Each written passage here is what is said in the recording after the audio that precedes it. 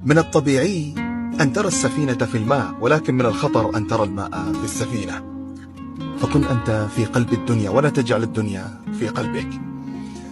إن خسرت شيئا لم تتوقع يوما أن تخسره، فإن الله سيرزقك شيئا لم تتوقع يوما أن تملكه.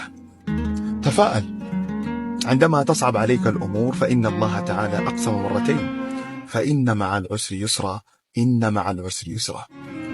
الحياة سألت الموت: لماذا البشر يحبونني ويكرهونك؟ أجاب الموت: لأنك كذبة جليلة وأنا حقيقة مؤلمة.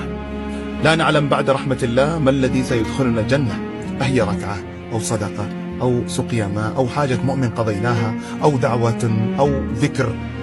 فاعمل ولا تستصغر. ضع قليلا من العاطفة على عقلك حتى يلين، وضع قليلا من العقل على قلبك كي يستقيم. تعجبني القلوب التي تستقبل الأمل بصمت وتبرر أخطاء الآخرين بحسن نية. عندما تظن بأن بعد الشقاء سعادة وبعد دموعك ابتسامة، فقد أديت عبادة عظيمة، ألا وهي حسن الظن بالله.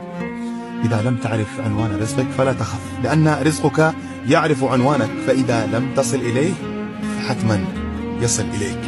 إذا أتعبك ألم الدنيا فلا تحزن، فربما أحب الله سماع صوتك وأنت تدعو. لا تنتظر السعادة حتى تبتسم، ولكن ابتسم حتى تكون سعيدا. لماذا تطيل التفكير والله ولي التدبير؟ ولماذا القلق من المجهول وكل شيء عند الله معلوم؟ لذا اطمئن، فأنت في عين الله الحفيظ. وقل بقلبك قبل لسانك: فوضت أمري إلى الله.